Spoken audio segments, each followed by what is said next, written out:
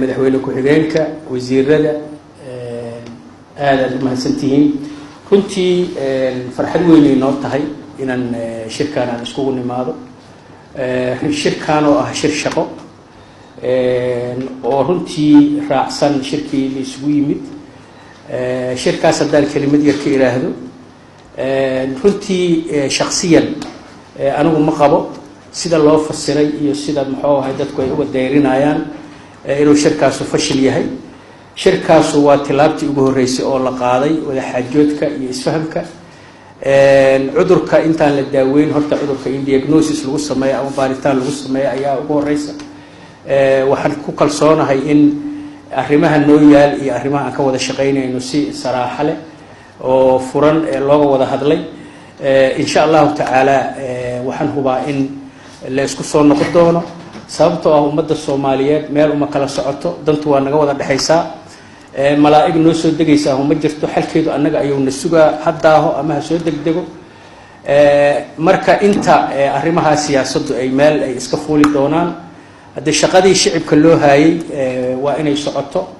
waa in dadka amnigooda iyo dhaqaalahooda iyo noloshooda laga wada tashto sida muxuu ahay maamuladu ay isula xiriiraan annaga gaar ahaan sida uga warqabtaan Puntland iyo Hirshabeelle waxa ka dhaxay ganacsi xoog leh ganacsigaas oo runtii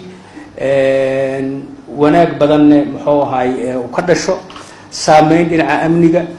dhinaca isu socodka dhinaca muxuu in alla intii bulshada u baahneed oo dhan saameyn ku leh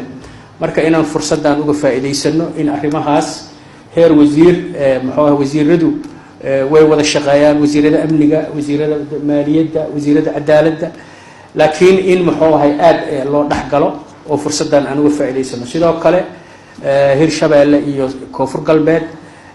deegaano fara badan ay deris ka yihiin oo u baahan in xagga amniga looga shaqeeyo xagga ganacsiga xagga jidadka isku furkooda waxayna runtii arrintan saldhig ay u tahay ballaarinta federaaleynta oo taariikhdeeda iyo muxuu ahay saameynta Puntland ay ku leedahay muxuu ahay la wada ogsoon yahay madaxweyne Cabdicaziz oo mataqaana oo xoogaa ka kaftamay arrinta federaaleynta oo aad aragteen oo ajandaha ugu horeeya Soomaalida waqti badan waxay ku lumiyeen federaaleynta siyaasadeed oo runtii friction fara badan iyo isfaham badan oo uusan muxuu ahay meelo badan ka jiro meelo badan oo ka jirin laakiin federaaleynta dhaqaalaha naftigeedu waa muhiim gaar ahaan ganacsiga muxuu ahay in la furfuro ganacsatada loo fududeeyo socodka saddexda maamul oo mesela Puntland iyo Galmudug iyo Hirshabeelle inta meelood oo ganacsatada muxuu ahay ama baabuurta looga qaado canshuurta waad ogsoontihiin marka in la mideeyo muxuu ahay canshuuraadka bariga in dakhliga federaaleyntu ama fiscal federalism waxa la yiraahdo oo mataqaana sameysmo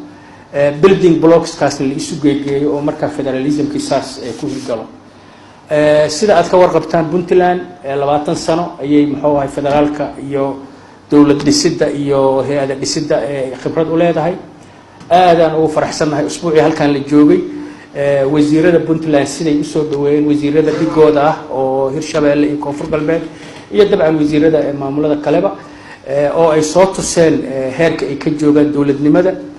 20 sano khibradii ay soo mareen qaladaadka ay galeen siday u saxeen iyo maanta meeshii joogaan iyo meeshii higsanayso marka intii muxuu ahay wadamo dibadda iyo muxuu ahay loo aadi lahaa aqoon isweydaarsi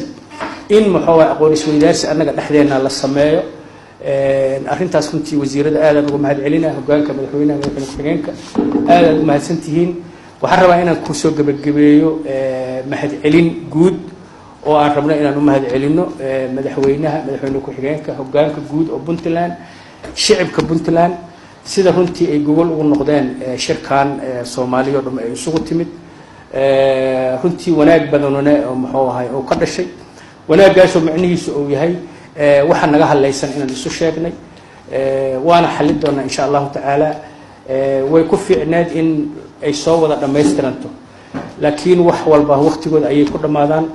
madaxweyne aadan arrintaas aan ka mahad celinayna shicibka Puntland xildhibaanada senatarada in alla intii waqtiga aan halkan joognay taladooda iyo culeyskooda iyo fikradooda iyo wanaagooda lagu biiriyay oo mar walba na tusay inay diyaar u yihiin in rajeynayaan in talada Soomaalida ay israacdo oo ay wanaag ku dhamaato